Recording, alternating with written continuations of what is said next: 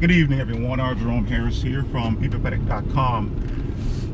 This evening, I want to talk about the contents of Matthew chapter 24 from verses 1 through 14. I won't go through each verse, but this is about the last days. Again, this is another video on the last days, given the current events with the things happening over in Israel with COVID and many things, many hotspots in the world today. I just want to talk about something that I've been thinking about, and also I want to highlight some things that I very strongly feel are in gross error with regards to what is called the good news of the kingdom.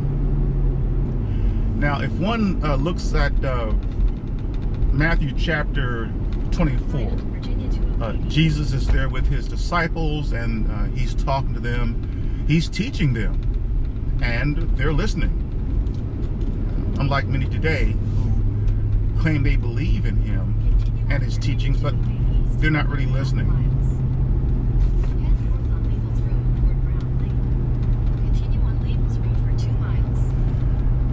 And but Jesus, in talking with his disciples, he talks about a lot of things there. Jesus talks about a time period where there'll be deception everywhere. The world will be just saturated with deception. And the world's like that now. But we're talking about another time period, unlike the one we're living in right now. And I am thoroughly convinced of that. Jesus talked about many coming online. I'm not referring to the internet, but I'm just referring to just the discussion, people talking about the religious system called Christianity, and even other religious systems who will be teaching that, and again, they will be truthfully teaching that Jesus is the Messiah, but for what purpose? To mislead, to deceive many.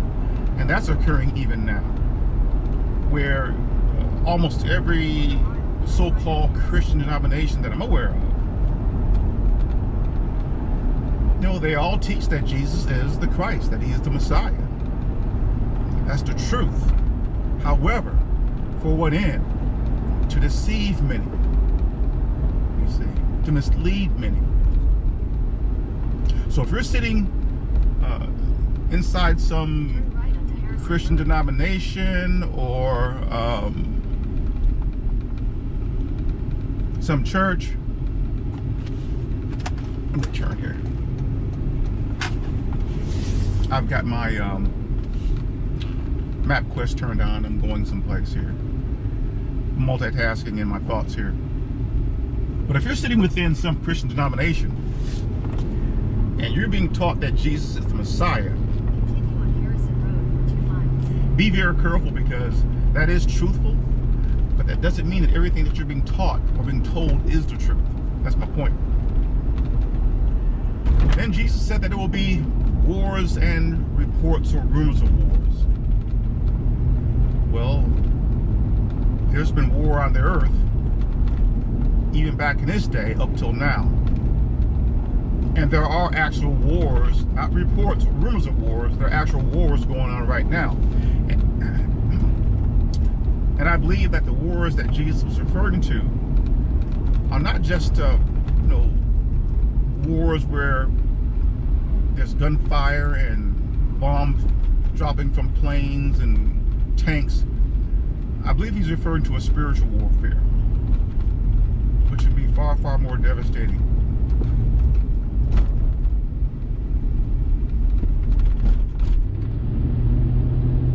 And then when he said that, Jesus says, well, the end is not yet. And again, remember now, he's still talking to his disciples. He's teaching them. He's placing things in perspective. He's giving them a timeline.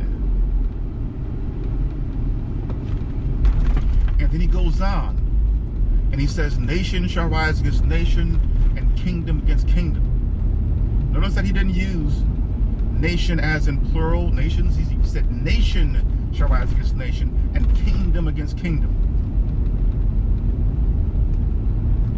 That to me strongly implies that in the future, in future days, what will reside on the surface of the ground will not be all these nations that we see today. I believe all the nations we see today will have long been destroyed, long gone, by the time what Jesus mentioned here will see fulfillment.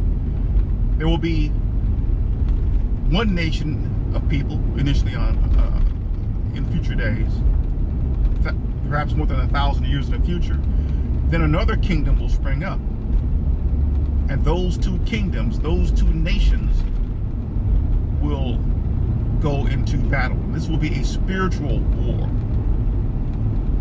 And actually, that's what Armageddon is. Armageddon is not a World War III. Armageddon is actually not a war, it's a place where that spiritual war will be conducted, and that place is the earth that God created.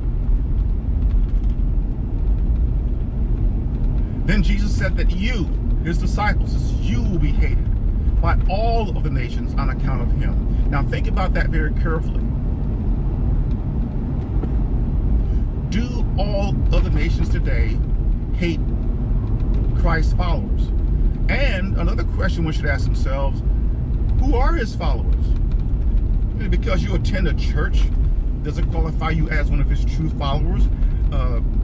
Because you belong to the Watchtower, does that qualify you as a follower of Christ? No, absolutely not. So this time period that Jesus is referring to, where he says all of the nations, that's another time period. It's not the time period of today. What is called Christianity or Christendom is divided. It is divided. But Jesus says there, he says that you will be hated by all the nations. He also talks about there being a massive turning away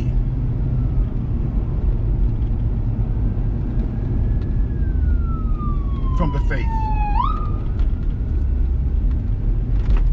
We're not seeing that now. Actually, there are a lot of people going into Christianity and religion. So again, another time period. And he says many false prophets will arise. And yeah, there are false prophets right now. A false prophet can be anyone who says something that Jesus did not teach. It could be me. You see, I don't believe I'm a false prophet, but I'm just giving you an example. But many false prophets shall arise. He says that there will be an increase of wickedness in the world, and we're seeing that escalating even now. But all these things really are the beginning of birth pangs, as Jesus said, because, and he says that. He says these are the beginning of birth pangs. He says the love of most, we're talking billions of people. What is the population in the world today? It's about 7 billion people. He says the love of most will grow cold. People are very pretentious. People have the ability, and this innate ability, to feign, to make a pretense at being kind and polite, putting on false smiles, and even performing acts of kindness. That doesn't mean that they are loving. Oh, that's just an act. Something that they may do to massage their conscience. But many people are pretentious. But again, we're referring to a future time period, not this one. And then Jesus goes on to say and says that those who stand firm till the end will be saved. So no one today is in a saved status. Because you say that you accepted Jesus Christ as your Lord and Savior, or because you joined the Watchtower organization or any other religious organization, that doesn't give you automatic salvation or saved status. Jesus says that those who endure to the end will be saved. So there will be a time period of testing for Christ followers. That is called the Great Tribulation. The Great Tribulation is not a testing for those of the world or for those who are not Christ followers. Like Christ was tested by Satan in the wilderness, Christ followers will be tested. It will be a time of terrible trouble. He says that to them, that those among them who stand firm to the end will be saved. So they have to pass that test. They'll be threatened with death. Who knows? It will be a terrible time period in the future. It is not this time period, and I repeat this.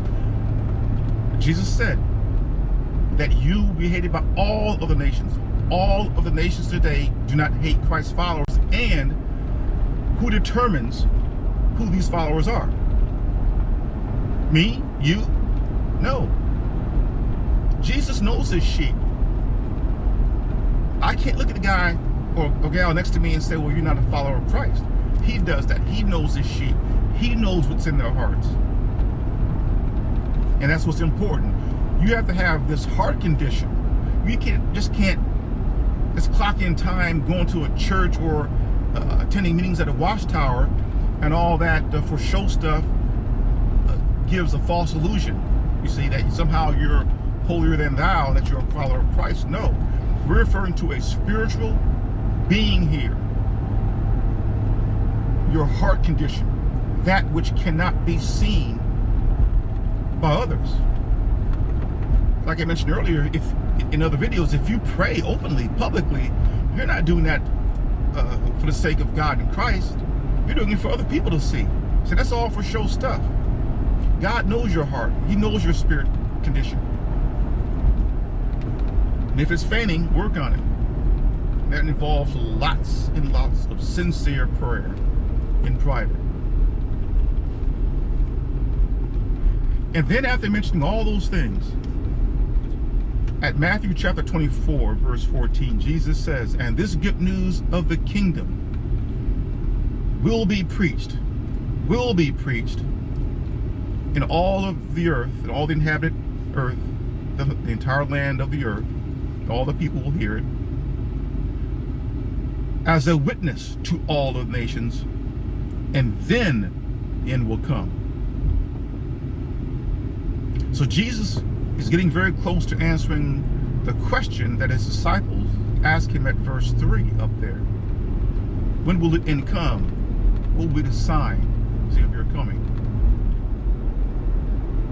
But it's interesting that Jesus mentions this good news or this gospel of the kingdom that must be preached, and then the end will come.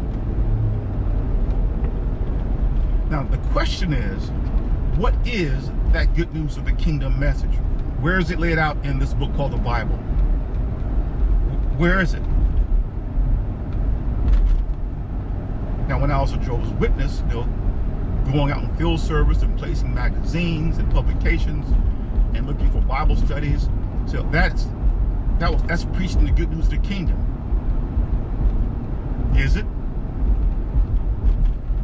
I now know that's not the case. The good news of the kingdom has not been given yet. We don't know what that message that the entire world must hear before the end in those future days come.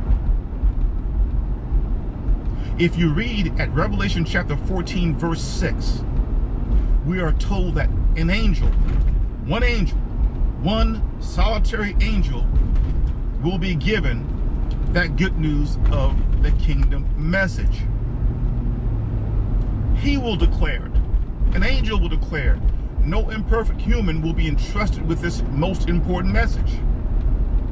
Yet you have people on the earth today within these religious organizations, and namely the Watchtower and there are others, who claim they're preaching the good news of the kingdom, the gospel. You hear this expression, oh, the gospel music. They don't know what that is. It has not been laid out. Why? Because it has not been given to us. We will not be entrusted with this good news of the kingdom message. An angel will declare it. Anyone claiming that they're preaching some good news of the kingdom message, they're doing so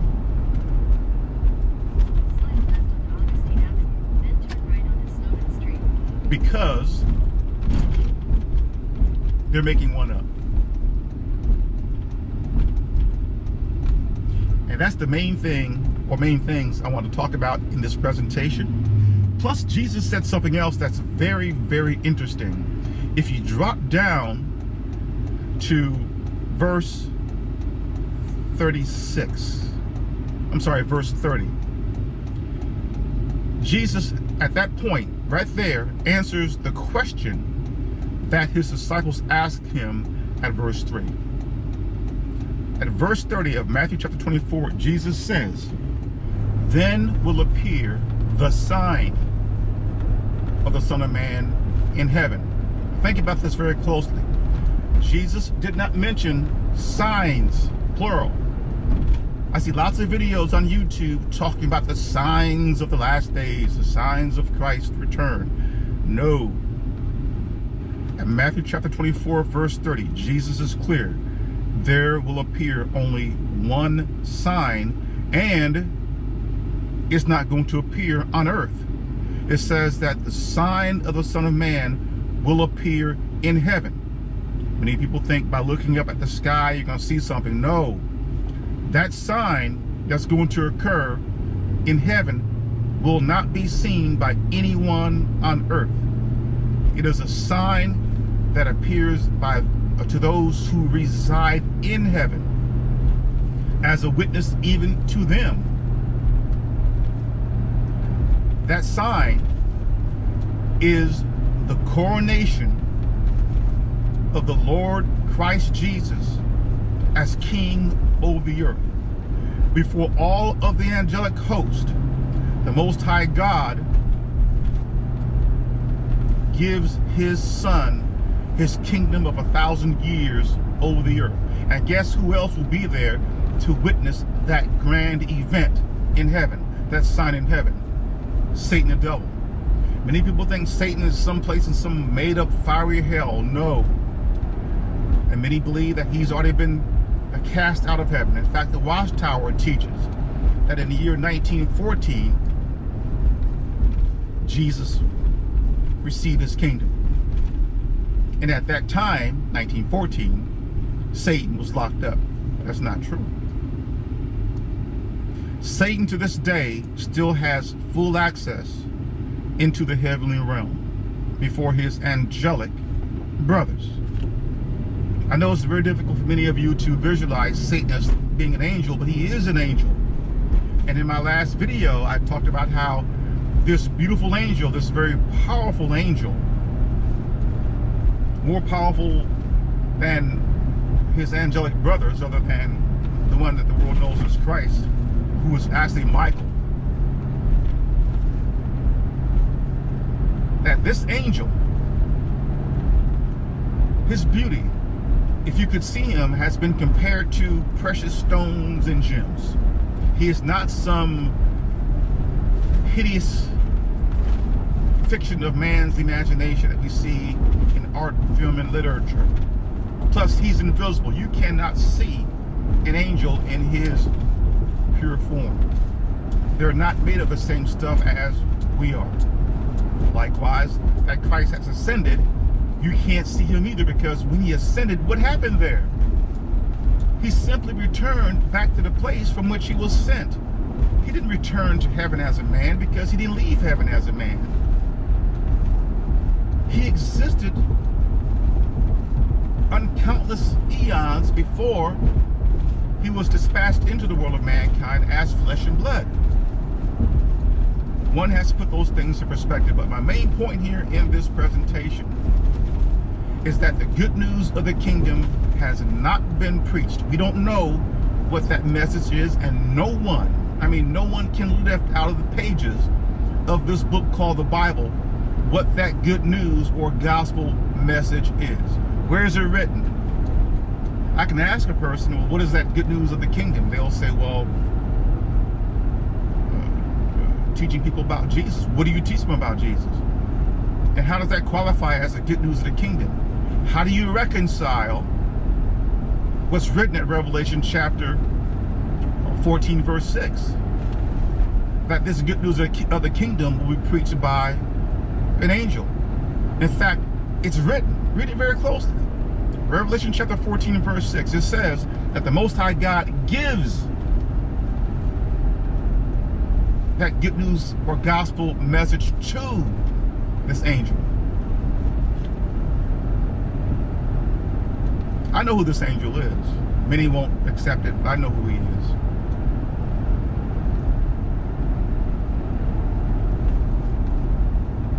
And it says that he, that angel, not angels, he will declare it. So be very careful, people. And I say this out of respect and love for all of you. Be very careful when you're being told that there exists today a good news of the kingdom. And especially my ex-brothers and sisters within the Watchtower organization. I don't mean any of you any ill will. I know for a fact that there are many, many fine and good people within the organization. That doesn't mean that you cannot be misled. And there are many of you who are ex-Jehovah's Witnesses. The same applies to you. Many of you are angry, you're disgruntled, I get it, but it's a waste of good energy that you can be applying to reaching out to the Most High God personally, privately, to have the truth revealed to you. And I've done this. And I'm going to tell you, it's a lonely experience out here. It's a lonely existence. Because you don't belong to anything on the earth. You don't belong to any of these religious organizations on the earth. But really, they just want your membership.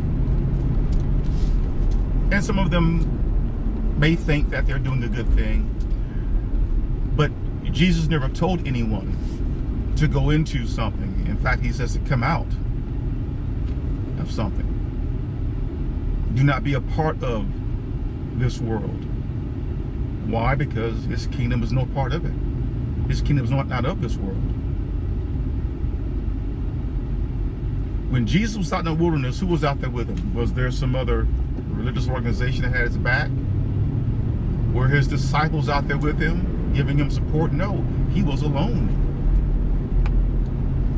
And if you ask the Most High God for the truth, for his wisdom, for his understanding, for his knowledge, his, not yours.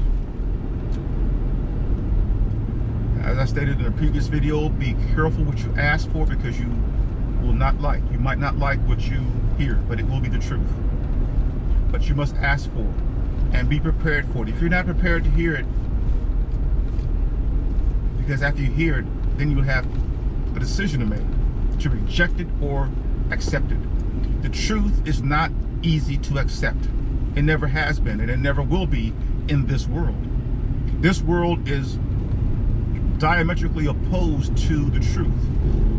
It presents what appears to be truth-like, and people settle with that. And look at the result. Tens of thousands of so-called Christian denominations and other religious organizations and systems that exist on the earth today, and all they've done is divide people. Look what's happening over there in Israel today. Deadly war, heinous war. The Israeli government, they're bombing the you-know-what out of the Palestinians. So you have Judaism on one side, the stock from which Jesus as a man came, and you have Palestinians who are Muslims. Both sides engaged in deadly war. What's wrong with that picture? See what religion has done? In past times, you've had Christianity commit some of the most terrible crimes against the human family. And I've mentioned these before in my video, in other videos rather.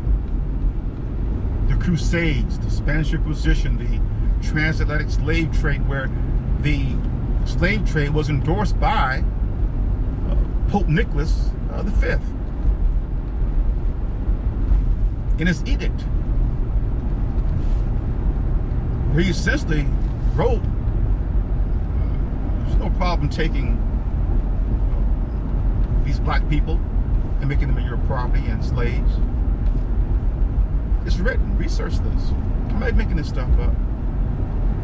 We have the dropping of 2 atomic bombs on another country, and then it's celebrated as if it's something great, as if God sanctioned that. There's something wrong with the human family. And what has made the human family so wrong? Religion. Religious systems that Jesus did not sanction, that he did not endorse. Neither that God commanded to be raised up. In my viewpoint, the most dangerous entity on the face of the ground today are persons of religion. Because religion stokes the emotion. Religion, it fuels the emotion. It acts as a drug. And when that happens, people are not rational. They're not even thinking like rational people. Emotion rules them now. And they make rash decisions. Deadly decisions. Where people get hurt, people die. And then at the same time, what makes them so, I guess, what makes it so crazy is that these very same people will end up going into their churches, their synagogues, their mosques, and they kneel down and they pray to God. What's wrong with that picture?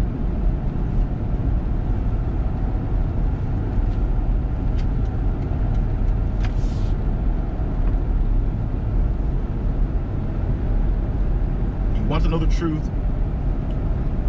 Ask the Most High God, and He's going to direct you to the truth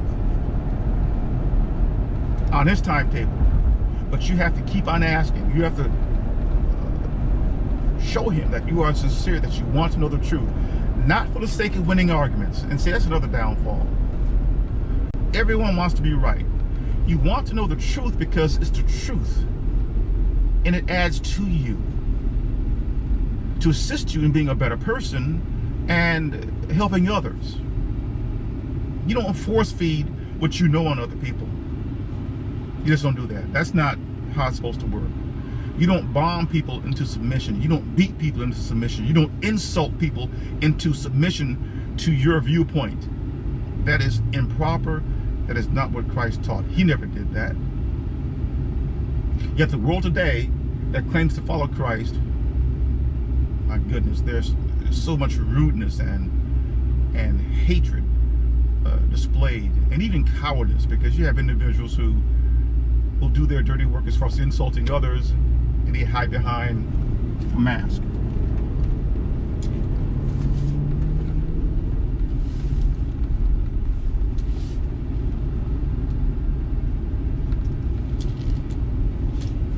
Anyway, I'm at my destination, and that's all I want to say.